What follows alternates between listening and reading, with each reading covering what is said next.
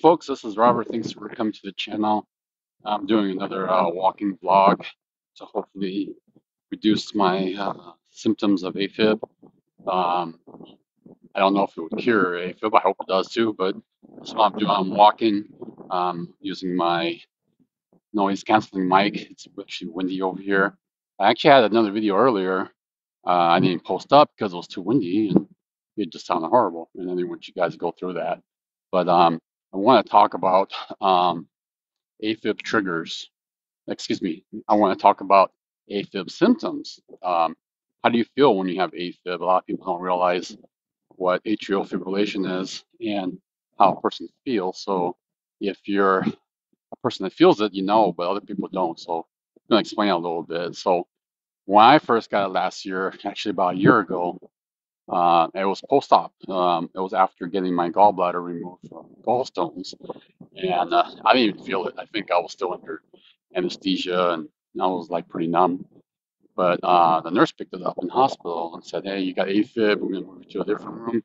Hook up a EKG, portable EKG, so that way they could monitor me." And I was like, "Okay, I don't know what that is. Is this bad?" And they're telling me, "Hey, you know, it's a regular heartbeat, and if it continues to be irregular, they're gonna shock you, shock your heart, and make it go straight." I'm like, "What? What are you gonna do? What?" So I was just like, "Okay, I gotta start looking up what this stuff is." But when I was in the hospital, I didn't really feel it until they told me until I had to start moving to heal, you know, get circulation on my feet and just, my body. And as soon as I started walking, slower than this, because I could barely walk, I was creeping so slow. And I started getting sweaty and I started feeling weird. I'm like, what's going on?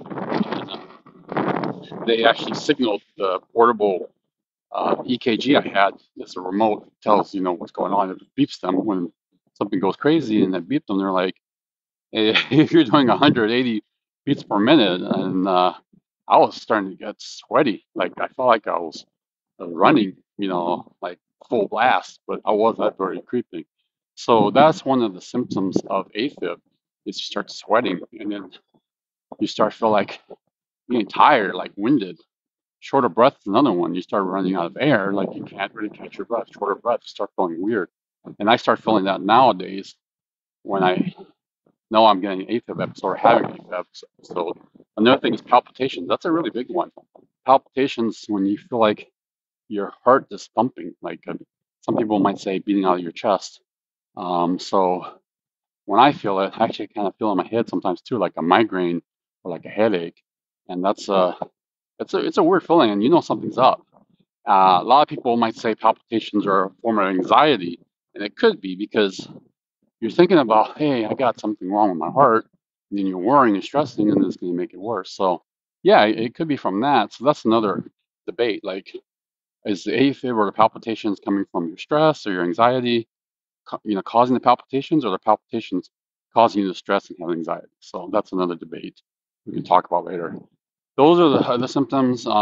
Chest pains could be another one. Dizziness is another one. Lightheadedness.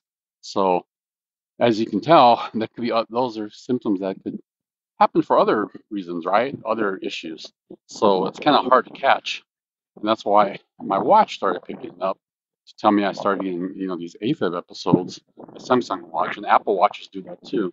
So that kind of helps you. And I use I don't have it with me, but I usually use a pulse oximeter to test my heart rate or see my heart rate and do things like that too. So to kind of confirm things. But usually you can feel it. However, not all AFib is detectable. That's why, at least as consciously detectable, I should say. Your watch might pick it up when you're sleeping or when you're just at rest and you don't realize it. So you might not even know you had AFib because you don't feel these episodes. You don't feel these symptomatic episodes.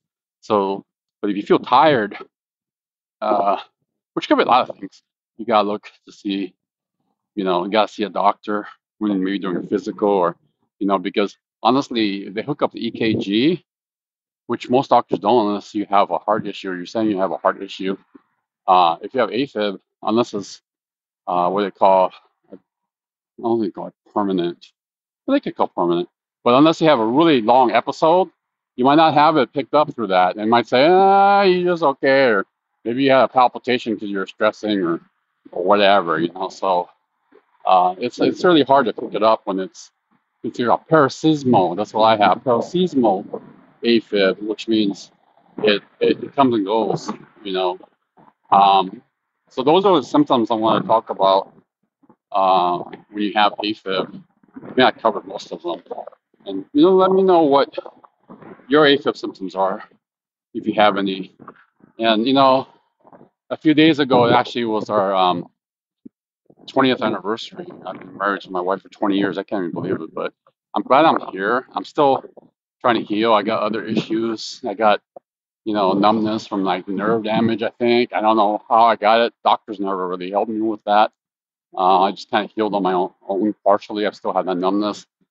Tinnitus, no one's ever been able to fix that one.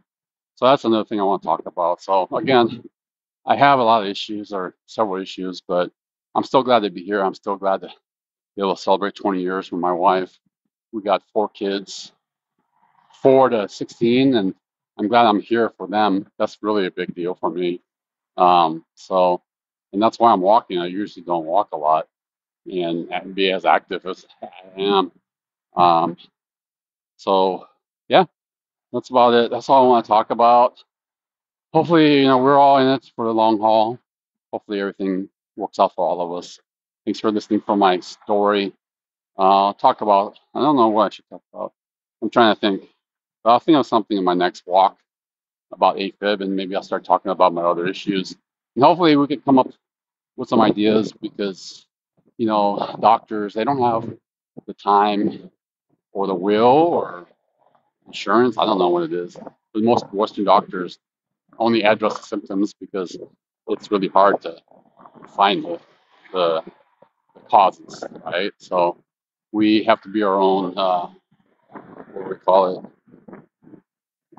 We have to be our own, not administrators, but we have to take care of ourselves because we're the ones that are actually enduring it, not them. There's some good doctors out there. So I'm not dogging them all. I'm just saying I think it's a system that's dogging them or forcing them to do what they got to do. But anyways, thanks again for watching. We'll talk soon. Peace out.